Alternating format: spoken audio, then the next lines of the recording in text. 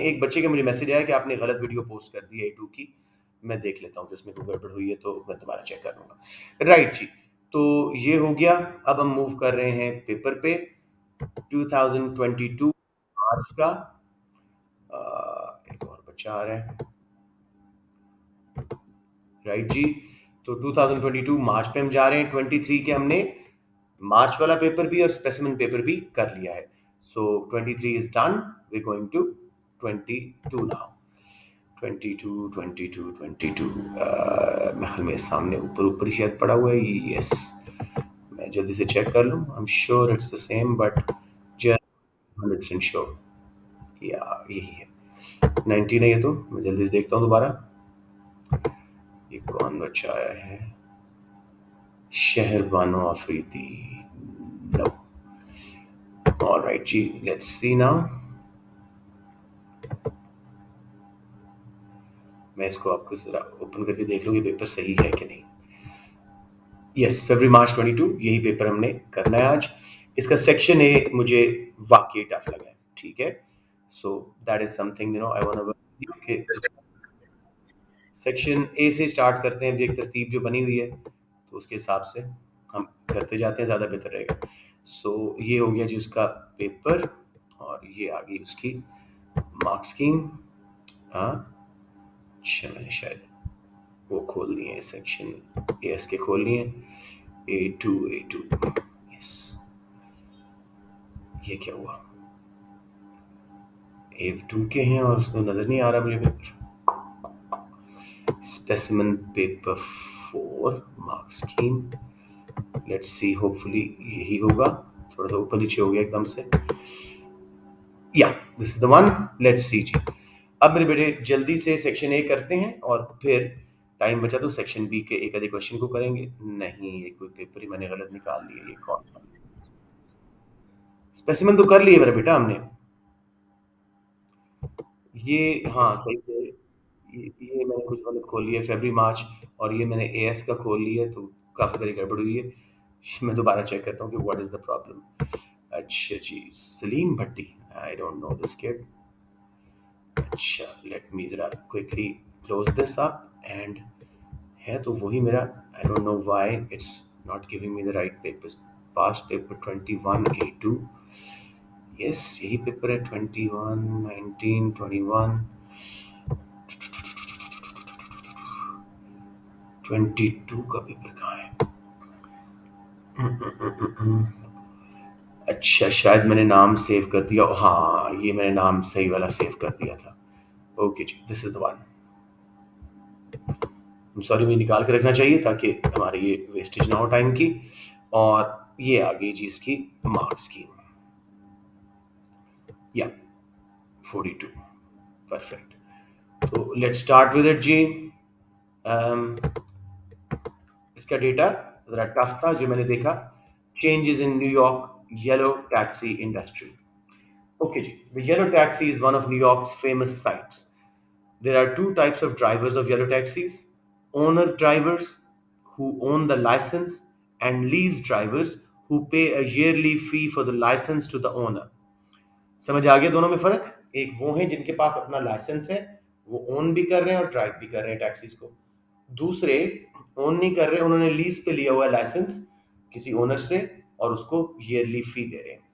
Historically, owning a license was valuable because the demand for them has been greater than the supply. The huge demand for licenses meant that in 2011, two licenses sold for $1 million each. ठीक है? For lease drivers, the only way to cover the lease fee and expenses such as fuel and maintenance is to work long hours and have few days off. By 2020, the value of license had fallen significantly, leaving owners in financial hardship. अभी तक कोई confusion किसी बात में? Okay, let's move on. Okay, आगे चलते हैं जी। उसके बाद आ गया, it was in 2011 that things began to change. Until then, part of New York, known as Manhattan, had always been monopolized by yellow taxis. They worked only in busiest areas, resulting in large number of yellow taxis often seen in movies and on television. In 2011, the local government allowed the introduction of another taxi service, Painted Green. In the less densely populated area, जिन इलाकों में population ज़रा कम थी, उधर एक और taxi service allow कर दी उन्होंने, Painted Green के नाम से. In the less densely populated areas of the city where yellow taxis typically did not go. Regulations, yani kawaneen, stopped the green taxis picking up customers in Manhattan and the airport unless they were pre-booked. मतलब yellow taxis को government यहाँ protection देती है. Also, उसके बाद आ गया जी आगे also पे हम थे. Also in 2011, a third company, यहाँ से मैंने start किया हुआ है, यहाँ से launched a rival taxi service right in Manhattan. This service again could not pick up customers in the street, but it could be booked on smartphone. Guess कर सकते हैं कौन सी कंपनी है? स्मार्टफोन ऐप पे आप बुक करते हैं. Uber, Uber and Cream, yes. यहाँ पे Uber थी and was cheaper than the yellow taxi. By 2019, this new company taxis outnumbered the yellow taxis by 4 to 1. In 2018, as a result of protests and strikes organized by the Yellow Taxi Drivers Trade Union, the local government agreed to limit the number of alternative taxis. Also, the body responsible for the licenses did not increase the fee. In 2018, there was also a plan to introduce a minimum wage for drivers whose taxis were booked using the smartphone app. One analyst said this would put an enormous economic pressure on the business model of the app-based companies. उनकी cost बढ़ेगी, जारी बात है. Minimum wage देनी पड़ेगी above equilibrium. Who operate on methods that have very low labor costs. In 2019, just a moment. मेरे बच्चों time पे आया करें. Jamal Ahmad, good to see you, but come on time.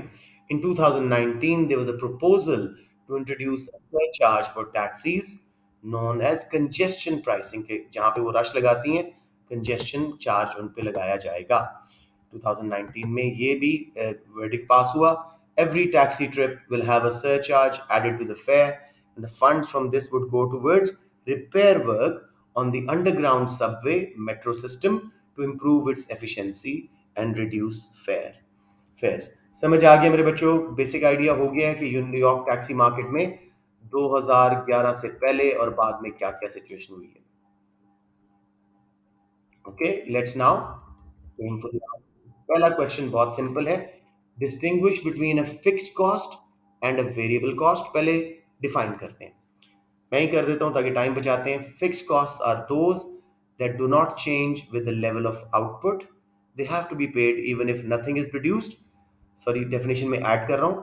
Fixed costs are those which do not change with the level of output, at least in the short run. Long run में तो नई अपने machinery वगैरह लगानी होती है तो वो add होती हैं.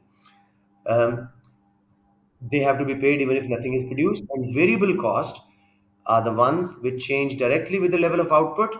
अब वो कहते हैं identify one example of each from the article. एक मार्क इनकी वेरिएशन देखिए जरा. शुरू शुरू में इसे बताया हुआ है फिक्स कॉस्ट और वेरिएबल कॉस्ट का. 1 मिलियन यानी क्या चीज? लाइसेंस फी फिक्स्ड है. और ये देखो उसने यहाँ पे लिखा हुआ है cover the lease fee and expenses such as fuel and maintenance. ये कौन से हैं? किसी बच्चे को फिक्स्ड एंड वेरिएबल में इशू आ रहा हो. जितनी टैक्सी राइड्स होंगी, माइक्स बंद प्लीज, उतने फ्यूल डालना पड़ेगा. जितनी वो चलाएंगे, मेंटेनेंस की कॉस्ट वो वेरिएबल है, साथ साथ हो रही है. लीज एक ही बार आपने साल में देनी है, ये फिक्स्ड कॉस्ट है. तो ये पहले 3 मार्क्स तो शुक्र करें आसानी से आपको मिल गए. अगले जरा टफ है लेकिन डुएबल है. जी जी मेरा बेटा.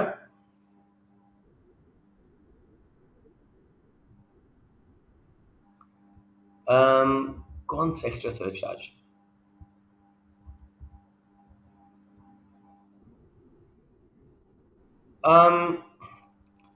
Surcharge for taxis known as congestion pricing.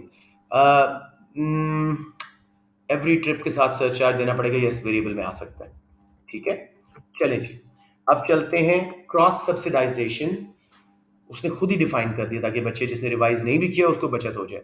Cross subsidization is when consumers on one product are charged higher prices in order to subsidize consumers of other products who then pay lower prices.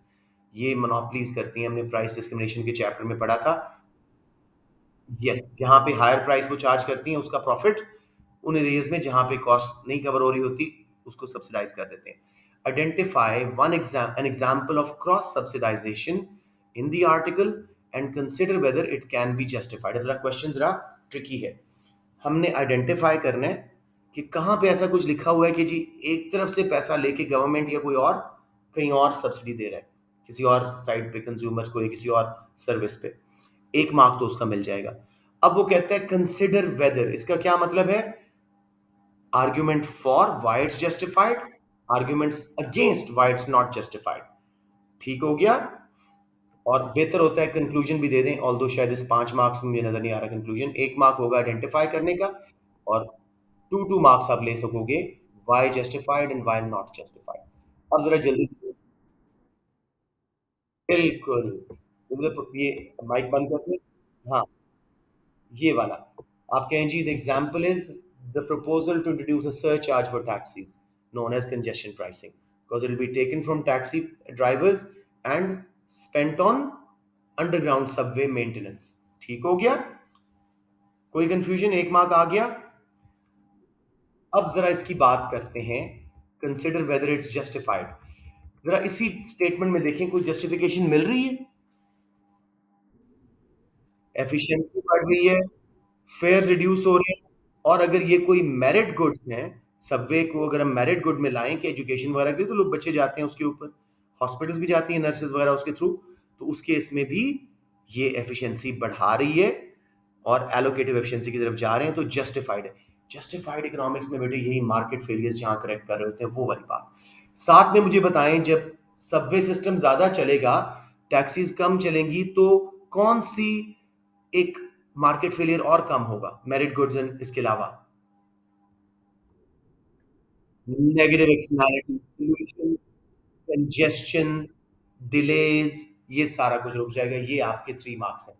बच्चों आप लोग अच्छा कर रहे हो, इतना मुश्किल नहीं लग रहा। Very nice, very nice. Majority are silent but I hope you will voice your opinion. Mics बंद कर दें प्लीज। अब क्यों जस्टिफाइड नहीं है? इसमें किस पे बर्डन आएगा जब आप टैक्सी ड्राइवर्स पे उनकी कॉस्ट बढ़ेगी, उनके लिए मैनेज करना मुश्किल, और साथ में जो टैक्सी लाइसेंस होल्डर हैं, कंपनीज हैं, उनके प्रॉफिट में भी कमी आ जाएगी। कस्टमर को भी हाई प्राइस पे करनी पड़ेगी। ठीक हो गया। शिफ्ट भी करेंगे, उनका फायदा है, वो जस्टिफाइड में, जो नहीं शिफ्ट कर पा रहे उनको नुकसान है। ठीक हो गया। मार्क्स स्कीम दिखा दूं जल्दी से या पूरा करके वापस आए? जी जी जी जी जी बेटे रियाज बोले।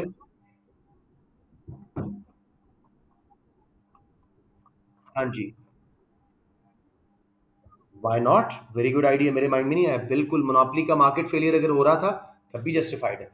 आपने जस्टिफाइड में हमेशा रिसोर्स एलोकेशन के केस में मार्केट फेलियर ढूंढने। पोल्यूशन कंजेशन भी हमने कर ली, मेरिट गुड्स का भी इसमें रेफरेंस दे दिया, मोनोपोली का भी दे दो, लोअर फेयर्स का भी दे दिया। वेरी गुड इराद। जी जी जी जी जी जी।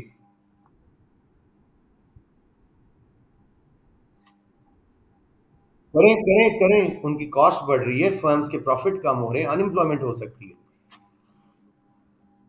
वो पहले ही प्रोटेस्ट कर रहे हैं कि हमारे बुरे हालात हैं।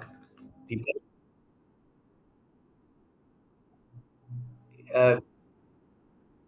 जहां मार्केट फेलियर एड्रेस हो रहे हैं वो जस्टिफिकेशन है। मसलन हो सकता है सबवे को नर्सेज वगैरह भी यूज करेंगे हॉस्पिटल जाने के लिए, स्टूडेंट्स वगैरह भी यूनिवर्सिटी जाने के लिए, मेरिट गुड कही जा सकती है, तो उसकी अंडर प्रोडक्शन हमने ठीक कर ली। राइट। सेकेंडली, पोल्यूशन कंजेशन कम होगी जब लोग अपनी टैक्सीज की बजाय इकट्ठे एक सबवे पे सफर करेंगे, उसकी पोल्यूशन कम हो जाएगी, कंजेशन कम हो जाएगी रोड्स पे। Another market failure redressed. और मोनोपोली का जैसे मैंने कहा इरास ने, वो भी आप कर सकते हो। तो हमारे पास 3 जस्टिफिकेशंस आ गई। क्यों जस्टिफाइड नहीं है? ड्राइवर्स को ज्यादा पे करना पड़ेगा, उनकी कॉस्ट बढ़ेगी, उनकी इनकम्स गिरेंगी, लिविंग स्टैंडर्ड्स गिरेंगे। कस्टमर्स को ज्यादा पे करना पड़ेगा, उनकी चॉइस में कमी आएगी, लग्जरी टैक्सीज की जगह उन्हें सबवे पे जाना पड़ेगा। और फर्म्स के प्रॉफिट्स कम होंगे जो टैक्सी कंपनीज हैं। क्लियर हो गया? Very good. इसमें तो 4-5 आप लोग ले रहे हैं। अब जी अगला आसान है। Analyse in the article means वहीं से ढूंढना है whether there is any evidence that the market structure for New York taxis could be called a monopoly. Before we go to the data, मुझे बताएं ये वन साइडेड है या दोनों साइड हमने ढूंढनी है? क्योंकि उसने कहा है analyse whether there is evidence है, उसके मार्क्स देगा आपको 3 तक। एविडेंस नहीं है, उसके मार्क्स 3 तक देगा, मैक्सिमम 4 देगा आपको, 2 2 3 या 1 4, 1 मार्क कंक्लूजन का। क्या कंक्लूसिवली हम कह सकते हैं कि ये मोनोपोली है या नहीं है? तो अगेन कोई बच्चा आ रहा है जी, मैं इसको जल्दी से एंट्री दे दूं। और अच्छा जी, अब चलते हैं डेटा के ऊपर। मैं ऊपर वाला हिस्सा दिखा रहा हूँ 2011 से पहले। पहले मुझे बताएं इसमें आपको मोनोपोली होने का कोई एविडेंस मिल रहा है? येलो क्या बैरियर टू एंट्री बन रहा है? Very good. Anyone else? सिर्फ येलो कैब्स होती थी 2011 से पहले पहले तक। उसने खुद ही लिखा हुआ है कि मोनोपोली था। किधर लिखा हुआ है? यहाँ पे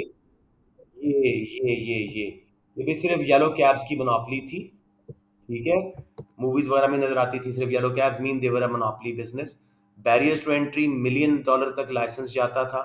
ठीक है, इसके अलावा जी इसकी गवर्नमेंट प्रोटेक्ट करती रही है। बाद में भी इनके जो है नहीं बढ़ाया मिनिमम वेज वगैरह, इस तरह की चीजें गवर्नमेंट ने अलाउ कर दिया कि जी दूसरी टैक्सी जरूर आएंगी लेकिन वो बिजी एरिया से पिक नहीं कर सकेंगी, वहां पे येलो कैब ही जाएंगी।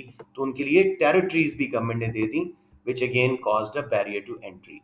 3 मार्क समझ आ गए? जी बेटे, क्या पूछ रहे थे अदर?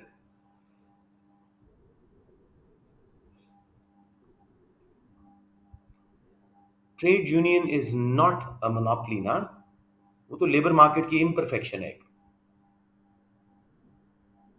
अब जी 2011 के बाद नॉन मोनोपोली का कोई ढूंढो। थिंग्स बिगैन टू, पहले पेंटेड ग्रीन आई, पेंटेड ग्रीन टैक्सीज आई। उसके बाद कौन सी आई? उबर ऐप वाली टैक्सी आ गई। उसके बाद सबवे को भी उन्होंने ज्यादा करना शुरू कर दिया। तो अब यस, तो राइवलरी आ गई। कंटेस्टेबिलिटी का वर्ड यहां बोले, राइवलरी नहीं, कंटेस्टेबिलिटी आ गई। स्प्लिट हो गया, बैरियर्स टू एंट्री गिर गए। वेरी गुड बच्चों। सो क्या एविडेंस है? There is some evidence of monopoly before 2011 but no real evidence of monopoly after 2011, hence it's inconclusive. Yes मेरे बच्चों, यस यस यस। वो भी आप देख दो, मैंने मिस कर दिया था जानबूझ के, मैंने कहा हमने स्कोर कर लिया है, उसमें भी उनको प्रोटेक्ट किया गया। Very good eras. सब बच्चों को मेरे ख्याल में पेपर टफ था, आप लोगों ने तो बहुत अच्छा किया है। सबको समझ आ गया? नहीं नहीं, ना ना ना ना। जैसे ही आप कहोगे बैरियर्स टू एंट्री हैं, मोनोपोली साबित होगी। जैसे ही आपने कहा लाइसेंसिंग की फीस इतनी ज्यादा है, फिक्स कॉस्ट ज्यादा है, एंट्री मुश्किल है, बैरियर टू एंट्री हो गया। जैसे ही कहा लाइसेंस किसी और फर्म को पास नहीं थे, सिर्फ वही नजर आती थी हर जगह, तो मोनोपोली हो गया, मार्केट शेयर बढ़ा है। ठीक है ना, इस तरह करके। 5 मार्क में क्या क्या लिखोगे? अपना मेरी बात सुनो, इसको आपने 30 से 35 मिनट में, मैक्सिमम 35 में हल करना है। अपने दूसरे पेपर के लिए 45 लेने की कोशिश करो, सेक्शन बी एंड सी के लिए। इसमें स्कोर उतना ही आएगा चाहे आप 30 मिनट लगाओ या 40 या 1 घंटा। ठीक है, 5 मिनट को पढ़ें अच्छी तरह, जल्दी जल्दी लिखते जाएं, टू द पॉइंट। जहां आर्टिकल कह रहा है आर्टिकल यूज करें, जहां नहीं कह रहा अपनी एविडेंस यूज करें। अब जी, identify two types of local government intervention allowed in 2018, ये भी again partially from the data है, and discuss how these might affect the profits of taxi owners. अब ये क्वेश्चन थोड़ा डिफरेंट है। नॉर्मली तो हम कहते हैं ना भाई कि ये लगाया तो उससे ये एफिशिएंसी पे असर आया सारा कुछ, वो कहते हैं प्रॉफिट्स कैसे इफेक्ट होंगे। दो इंटरवेंशंस ढूंढनी है हमने 2018 के बाद, ये दो लिखी है। सबसे पहले बताएं कौन सी है?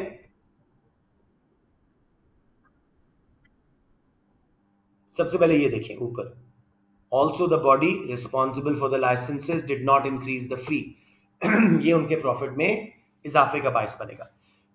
स्ट्राइक्स एंड प्रोटेस्ट की वजह से ट्रेड यूनियंस के, गवर्नमेंट ने ऑल्टरनेटिव टैक्सीज को लिमिट कर दिया और लाइसेंस फी भी नहीं बढ़ाई। इसकी वजह से उनका मार्केट शेयर दोबारा बढ़ेगा और लाइसेंस फी ना बढ़ने की वजह से कॉस्ट, एक फिक्स कॉस्ट रुक गई वहीं पे, प्रॉफिट बढ़ने का चांस है, रेवेन्यू बढ़ रहा है और कॉस्ट नहीं बढ़ रही। समझ आ गई बात? यस। हाँ, नहीं समझ आया इरास? पढ़ो जरा 2018 में क्या हुआ है। प्रोटेस्ट के बाद उन्होंने क्या किया है? Government agreed to limit the number of alternative taxis. अब उन्होंने कहा जी हम और ऑल्टरनेटिव टैक्सीज उनको लिमिट कर रहे हैं, कम कर रहे हैं, तो इनका मार्केट शेयर इंक्रीज होगा, तो ड्राइवर्स के और फर्म्स के प्रॉफिट पे क्या असर आएगा? बढ़ेगा रेवेन्यू। कॉस्ट क्यों नहीं बढ़ेगी? लाइसेंस फी नहीं बढ़ाई। ठीक हो गया? शाबाश। आई होप इन तीन चार के अलावा बाकी बच्चे भी समझ रहे हैं। I am sure Mohammad Alis and Yameens of this world are totally understanding, but there are some kids in the class who are not asking, not even questioning. तो प्लीज इन्वॉल्व हो जाएं थोड़े से। 18 में दूसरा देखें। Also plan to introduce minimum wage for drivers. कोई नया बच्चा बताए, नहीं खामोश हो जाए, कोई नया बच्चा बताए जिसकी वजह से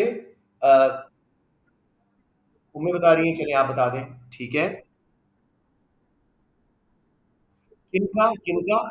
ऐप बेस्ड कंपनी का प्रॉफिट कम हो जाएगा, क्योंकि वो लो लेबर कॉस्ट की वजह से फायदा उठा रहे थे, अब वो बढ़ जाएगी उनकी।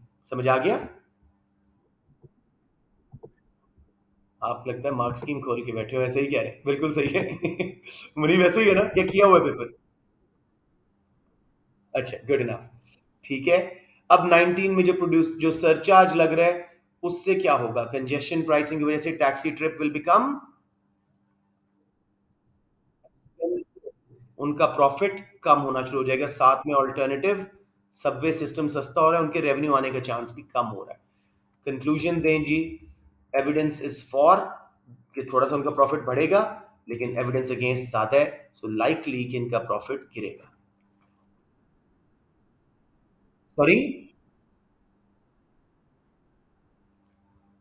उसने कहा है, अच्छा allowed to, sorry, very well done. सिर्फ 2018, 19 को दफा मारे, बिल्कुल सही कह रहे हैं। सबको समझ आ गया बच्चों?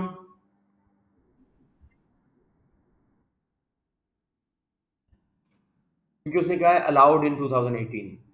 आफ्टर 2018 की बात भी करता ना तो हम 2018 ऑनवर्ड तो फिर हम जरूर लिख सकते थे। तो साद ने बहुत अच्छा पिक किया। मार्क्स की मैं जल्दी से दिखा दूं सारे आंसर्स की। Let's just quickly go through it. ये आपकी मार्क्स स्कीम थी, समहाउ वर्ड डॉक्यूमेंट में थी, ये भी मुझे वक्त से पहले मिल गई थी, इसलिए मैंने अभी तक इसका ओरिजिनल डाउनलोड नहीं किया। तो कहाँ गया, इसकी बड़ी अच्छी मार्क्स स्कीम थी, लंबे लंबे आंसर्स एंड ऑल। अब जी जल्दी से हम सारे आंसर देखते हैं। Distinguish between fixed cost variable cost. Definition one, fixed cost licence lease fee, variable cost fuel maintenance. ये तो तीनों मार्क्स आसान थे। क्रॉस सब्सिडाइजेशन, कंजेस्शन चार्ज, सही पे किया आप लोगों ने। Justification for traffic causes pollution, demerit good, externality, congestion charge likely to make transport system more efficient. हमने बड़ा आराम से इसको 3 मार्क्स के लिए एक्सप्लेन किया था। अगेंस्ट जी, poor effects on taxi drivers, उनका प्रॉफिट कम हो रहा है, पहले ही मार्केट बड़ी कंटेस्टेबल हुई है, तो उनके प्रॉफिट्स में कमी होगी, उनके रेवेन्यू में कमी होगी, उनके लिविंग स्टैंडर्ड्स और इनकम्स गिरेंगी। ओवरऑल ये है। मैं स्टिल कंक्लूजन भी दे दूंगा एहतियात में, क्योंकि नहीं पता होता कभी इन्होंने मांगा है कि नहीं। तो cross subsidisation in this case seems to be justified as it's correcting more market failures than causing problems for taxi drivers. C is analyze whether there is any evidence कि market structure क्या है। Before 11, entry restricted for yellow taxis by license system. After 2011, entry restricted for competitors by limiting number of other types of taxis, preventing them picking from busy areas. These are all barriers to entry. Even license cost भी आप लिख सकते थे. They support the idea of monopoly. But there are competitors. Apart from other taxis, there is metro, private cars, independent taxi drivers, app based taxis, वो सारा कुछ। तो यहाँ पे मोनोपोली का आइडिया नहीं आ रहा, तो हमारे पास क्लियर कंक्लूजन नहीं है। लास्ट जी, क्या क्या दिया? Minimum wage increase cost, fares could increase the result, as a result change in revenue uncertain, depends on reaction of demand। PD जो हमें यहाँ पे मुनीब ने कहा, company operates on basis of low wage cost, app based जो है सारी, likely the profits would decrease but change in profit is uncertain। restricted number of competitor taxis, supply reduced so fare may increase but increases in demand as pollution changes charges or become more wealthy may occur। ये भला वो क्या बात कर रहे हैं कि भाई उन्होंने कंपेरेटिव टैक्सेस कम किए हैं, तो इसलिए करंट टैक्सेस की डिमांड बढ़ेगी। और साथ में अगर लोग वेल्दी हो रहे हैं तो डिमांड प्राइवेट ट्रांसपोर्ट की बढ़ेगी, लेकिन प्रॉफिट पे इफेक्ट अनसर्टेन है, क्योंकि सबवे भी अवेलेबल है as a cheaper option. No increase in medallion fee, इसकी वजह से फिक्स कॉस्ट कांस्टेंट रहेगी, प्रॉफिट बढ़ेगा। 1 मार्क कंक्लूजन का। इन्होंने तो अनसर्टेन तरफ गए, मैं मुझे लगता है इनका प्रॉफिट बढ़ सकता है। ऑल क्लियर बच्चों, कोई कंफ्यूजन यहाँ पे? ओके, अब हमारे पास थोड़ा सा, जी जी जी, जल्दी से Ira's. Second point mark scheme में कोई था? Restrict number of comparative taxes, ये बात कर रहे हो? उन्होंने कंपेरेटिव टैक्सेस कम की हैं, जिसकी वजह से सप्लाई कम होगी टैक्सेस की, तो फेयर्स भी बढ़ने का चांस है, डिमांड भी इंक्रीज हो सकती है अगर लोग अमीर हो जाएं और पॉपुलेशन बढ़ जाए। लेकिन प्रॉफिट पे इफेक्ट अनसर्टन है, क्योंकि हमें नहीं पता कि उस सबवे वगैरह की वजह से शायद लोग इस पे कम आए। ठीक है, ये उसने पूरी इवैल्यूएशन सी देती है इसमें बेटे जी सॉरी, सप्लाई कम होगी, प्राइस बढ़ेगी, लेकिन वो कहते हैं but increases in demand as population changes और becomes population becomes more wealthy may occur. उसने एक पॉसिबिलिटी ली है, कोई जरूरी नहीं आप ये लें, ठीक है, आप सीधा एनालाइज कर दें तब भी ठीक है। उसने एक लिमिटिंग फैक्टर ले लिया ना, इवैल्यूएशन इज हमेशा लिमिटिंग फैक्टर, कि क्यों ऐसा ना हो। समझ आ रही है? ओके, अब मेरे बेटे हम चलते हैं लॉन्ग क्वेश्चंस की तरफ। Again, efficiency, labour market fully expected, और कंज्यूमर बिहेवियर क्वाइट एक्सपेक्टेड। तो लेट्स सी, एक आधा क्वेश्चन हमारे पकड़ के सॉल्व करते हैं। और गुड क्वेश्चंस, ये मैं चाह रहा था पेपर करवाना आपको एक्चुअली, ये वही पेपर है। Good. Explain what is meant by dynamic efficiency. अब ये थोड़ा सा बच्चों को मुश्किल लगेगा, क्योंकि हमने डायनामिक एफिशिएंसी की एक डेफिनेशन सी ही की हुई है, विच इज ओके, ये पास्ट पेपर्स में ही ज्यादा डिटेल आ जाती है तो बच्चे कर लेते हैं, ये मेन क्वेश्चन नहीं है ना। And consider which type of market structure is most likely to achieve dynamic efficiency. 12 mark का था जो आपने मुझसे पूछा था। तो इसका जरा मुनीब के अलावा कोई बच्चा मुझे स्केच बता सकता है कि आप क्या क्या बताएंगे? डायनेमिक एफिशिएंसी को अच्छी तरह बता देंगे, उसके बाद आप प्रोडक्टिव की नहीं, एलोकेटिव की करेंगे, ठीक है। और सॉरी, ये प्रोडक्टिव ही है, ये प्रोडक्टिव ही है, बिकॉज डायनामिक में कॉस्ट कम हो रही होती है, सॉरी, ठीक है। और क्योंकि चॉइस भी बढ़ रही है तो एलोकेटिव भी साथ में होती है, कर सकते हैं। हाँ, अब इसमें जो मार्क्स लेने का तरीका है, आपके पास 4 मार्केट स्ट्रक्चर्स है ना, चारों को जज करें। परफेक्ट कंपटीशन तो डायनामिक एफिशिएंसी ले ही नहीं सकता, प्राइस टेकर है, लॉन्ग रन में नॉर्मल प्रॉफिट कमाता है, वो सारी बात। मोनोपोलिस्टिक कंपटीशन भी, सॉरी, एलोकेटिव नहीं आती, लेकिन भाई डायनामिक तो सबसे ज्यादा मोनोपोली में आती है ना, क्योंकि रिटेन प्रॉफिट री इन्वेस्ट करके प्रोसेसेस को भी स्ट्रीमलाइन करते हैं, कॉस्ट कम करते हैं, और चॉइस भी बढ़ाते हैं कंज्यूमर की। तो डायनामिक में तो सबसे ज्यादा मोनोपोली है। परफेक्टली कंपेरेटिव मार्केट या monopolistically comparative market dynamic efficient नहीं है। Oligopolies and monopolies to some extent, oligopolies and great extent monopolies है। डायनामिक एफिशिएंसी की बात हो रही है ना, गॉट इट? जी, अब तसल्ली से, इसकी मार्क्स स्कीम बहुत अच्छी थी जहां तक मुझे याद है, जरा जल्दी से पढ़ लेते हैं और इसको खत्म करते हैं। ये जी, यस यस यस।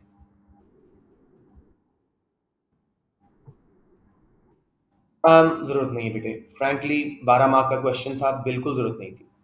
अब जरा देखें आंसर। जी जी, अब अगर 20 का आता है तो सारी बात है, आप इसमें मसाला डालोगे, लेकिन I don't think this question can come for 20 marks frankly. Let's just quickly understand it. Answers should provide a clear explanation of the meaning of dynamic efficiency. अब ये क्या होता है? Which refers to the use of profits to reinvest in research and development to reduce long run average total cost. आप बात बना दें LRAC लिख के, जैसे हम एक्सटर्नल इकोनॉमीज का नहीं बनाते, पूरा लॉन्ग रन एवरेज कॉस्ट को नीचे शिफ्ट करें, कोई डिमांड एवरेज रेवेन्यू कुछ लगाने की जरूरत नहीं है, सिर्फ एवरेज कॉस्ट को नीचे शिफ्ट करना है। जी राफे, यस राफे। अभी मैंने 2 मिनट पहले क्या कहा है कि वेरी लिटिल चांसेस कि डायनामिक एफिशिएंसी अकेली पे 20 मार्क का क्वेश्चन आ जाए। अब्दुल वहाब, बहुत कम चांसेस है बेटे, बहुत कम चांसेस, लेकिन लर्न तो कर लेना, क्या पता, ठीक है। सो सबसे पहले आपने क्लियरली एक्सप्लेन करना है व्हाट इज डायनामिक एफिशिएंसी। मैं थोड़ा सा खुल के बताता हूं। This is when firms, especially large firms who earn abnormal profit in short and long run, they have large quantities of retained profits available, they reinvested into improving their production processes and products. Production process improve होते हैं, latest technology लाते हैं, research and development के through technological advances ला के अपनी average total cost को पूरा नीचे shift कर देते हैं। पूरा आपका long run average cost curve लिखिएगा, यू शेप बनाइएगा, LRAC, वाई एक्सिस पे कॉस्ट, एक्स एक्सिस पे क्वांटिटीज, एक्सटर्नल इकोनॉमीज का पूरा long run average cost curve नीचे एरो लगा के शिफ्ट कर दें, यू शेप का नीचे बना दें। ठीक है? So the effect on a firm's long run average cost curve should be clearly explained. An existing average total cost will move entirely in a downward direction, showing that as a result of investment, the firm has now reduced its average total cost curve at every level of output. समझ आ गया बेटे? ये है पूरी dynamic efficiency. एक graph बस add करना है। किसी को यहाँ प्रॉब्लम? इकोनॉमीज ऑफ स्केल नहीं है ये। साथ नहीं, इकोनॉमीज ऑफ स्केल में सिर्फ टेक्निकल की बात करो तो ये वो है, लेकिन उसमें तो परचेजिंग डिस्काउंट्स भी हैं, उसमें तो और साइज बढ़ने से है ना। इसमें रीस्ट्रक्चर, वही टेक्नोलॉजिकल वाली जो है, टेक्निकल वाली आप यूज कर सकते हैं। ठीक है, अब जरा माइक बंद कर दें please. Second, there are four types of market structure. Firms operating in perfectly competitive market, पीस क्या है, थोड़े से उसके फीचर दे दो। And firms operating in a monopolistic competitive market, इसके भी फीचर्स दे दो। Unlikely to be able to achieve dynamic efficiency, क्यों? इन दोनों को लॉन्ग रन में सिर्फ नॉर्मल प्रॉफिट बनता है, इनके पास बहुत मुश्किल है कि रिटेन प्रॉफिट कोई हो शॉर्ट रन वाला जिसको वो रिसर्च में लगा सकें। प्लस परफेक्ट मार्केट में तो है ही होमोजीनियस प्रोडक्ट्स, तो very difficult to find different processes, right? Productive efficiency पहले ही है। However, monopoly and oligopoly firms are likely to be large and be able to generate sufficient profits to benefit from investments in research and development and gain dynamic efficiency. It is more likely that a monopoly will generate sufficient profits because they will have full market control, whereas oligopoly might need to use profits to use non-price competition to maintain their market share, तो वो इतना नहीं कर पाएंगी। Although it should also be recognized that monopolies might simply use profit to increase dividends and dynamic efficiency may not happen because वो तो x inefficient होती हैं अक्सर। समझ आ गया? ये उसकी evaluation होगी। बच्चों डिफरेंट क्वेश्चन था, but at least you got to learn something new just in case. Question कोई है यहाँ पे, ये मैं आगे मूव करूं? सॉरी सॉरी, एक ही graph, long run average cost curve U shape में बना के पूरा नीचे शिफ्ट करना।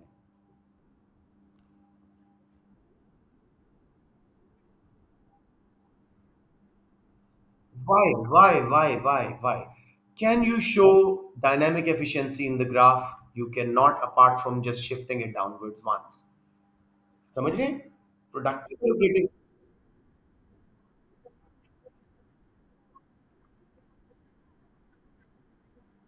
हाँ, ये बात मानी जा सकती है, ये बात मानी जा सकती है।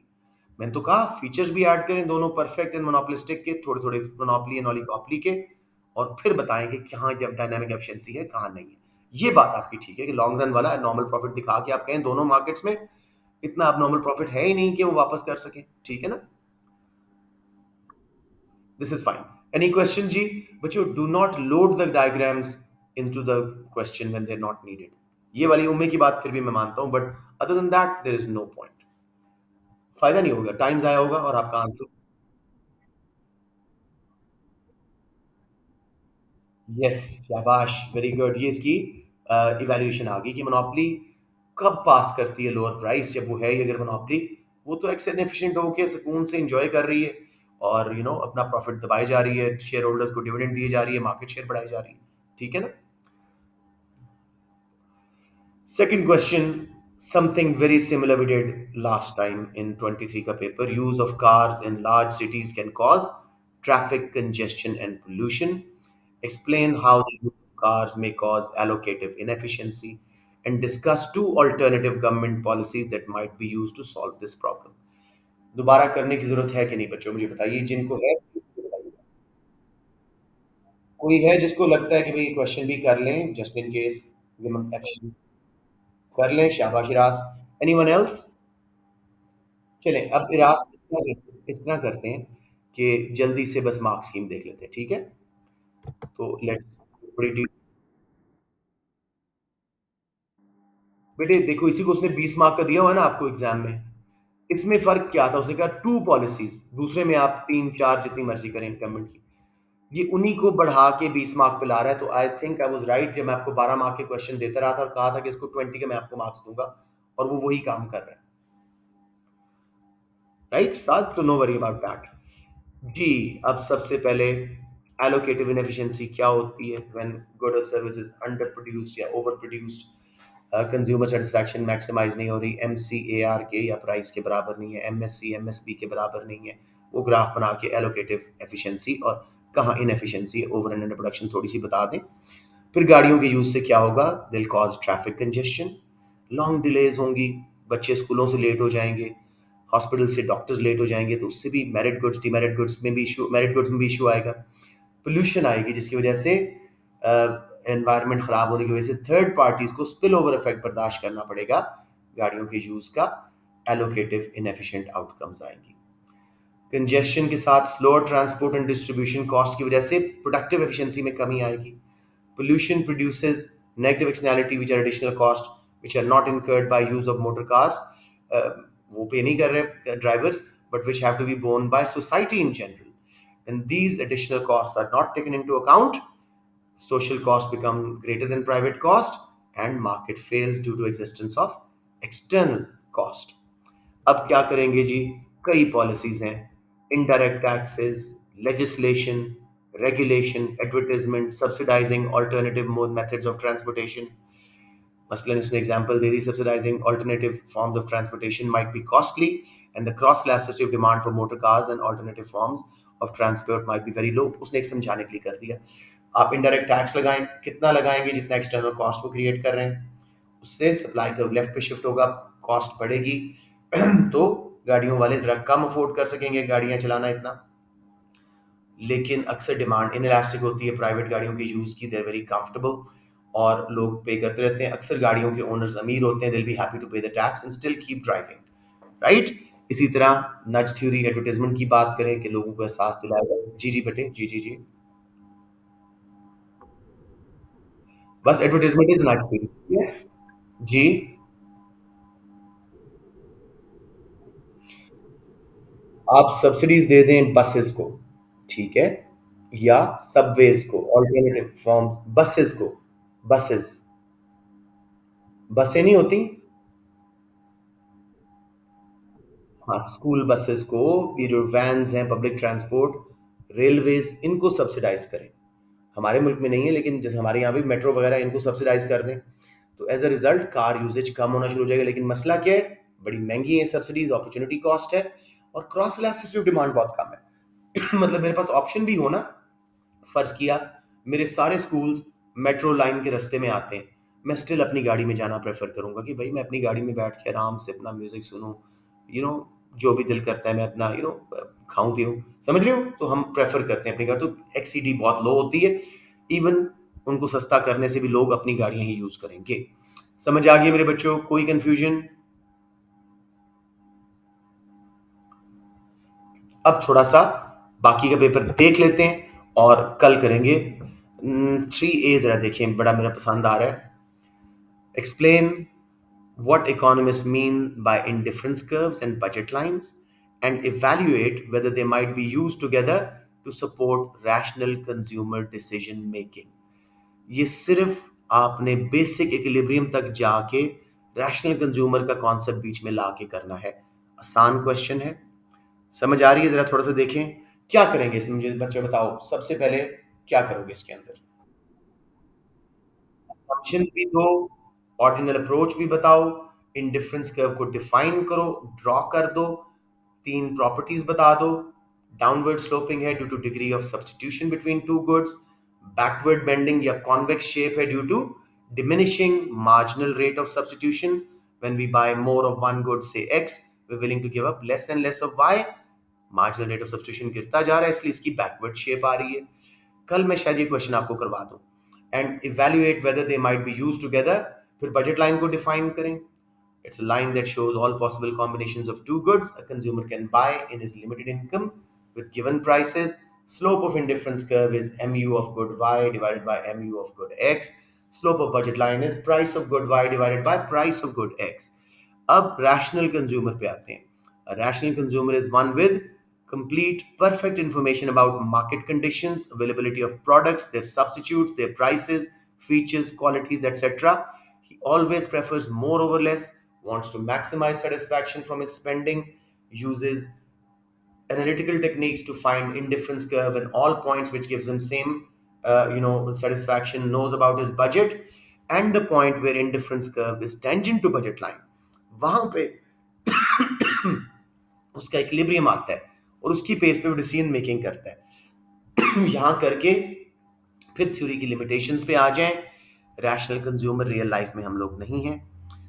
परसुएसिव एडवर्टाइजमेंट हो हमारे माइंड चेंज कर देती है, इंफॉर्मेटिव हो हमें थोड़ा रैशनल बनाती है, लेकिन most of advertisement is persuasive. हम इम्पल्स बाइंग का शिकार हो जाते हैं. दोस्त ने एक जैकेट पहनी हुई थी, नहीं देखा कि उसकी फिजिक पे सूट कर रही है, आपने भी ले ली, गलत डिसीजन कर लिया. इसी तरह टू गुड्स के सिर्फ कॉम्बिनेशन देख रहे हैं, वैरायटी वर्ल्ड में हजारों लाखों गुड्स हैं. इसी तरह ये पुरानी जो यूटिलिटी थ्योरी थी, M U of X over price of X should be equal to M U of Y over price of Y, यानी कार्डिनल अप्रोच का एल ई एम यू, उसका नया फॉर्म है. तो nothing new added to the economics knowledge body. तो the theory in reality इतनी precise and practical नहीं है. समझ आ गया मेरा बेटा? बी पार्ट, आपने use indifference theory to analyze the view that demand for inferior good is likely to be more price inelastic than demand for normal goods. बहुत सिंपल. प्राइस आप बेशक कम करें या बढ़ाएं, आपकी मर्जी है, और दिखाएं नॉर्मल गुड के दोनों इफेक्ट्स पॉजिटिव है तो इलास्टिक डिमांड है. इन्फीरियर का इनकम इफेक्ट नेगेटिव है, प्राइस फॉल का, तो वो इनइलास्टिक डिमांड है. डिमांड कर्व निकाल के एक्सप्लेन करके आपको बी टाइप का क्वेश्चन आएगा एग्जाम में इंशाल्लाह. कल ये क्वेश्चन मेरे, बिल्कुल सिर्फ उनके बनाएंगे. और अब दोबारा क्योंकि बी पार्ट में था, आपको डिफाइन करने की जरूरत नहीं, लेकिन आपको सिर्फ एक क्वेश्चन आ रहा है तो डिफाइन भी करना है पूरी थ्योरी, दे दो, प्रॉपर्टीज दे दो, सारा कुछ करो. वही सारा कुछ जो मॉडल आंसर में बेटे उसमें से कई वेरिएशंस निकलनी. यस जी बेटे, सॉरी. आपने सवाल भेजा था कहाँ, ग्रुप में भेजा? इधर ही अपना लाइव मीटिंग, मीटिंग में ही भेजा हुआ है. वो इतने बच्चे थे, किधर गए? 50 बच्चे थे मेरे पास तो बेटे, आपका कोई मैसेज नहीं आया.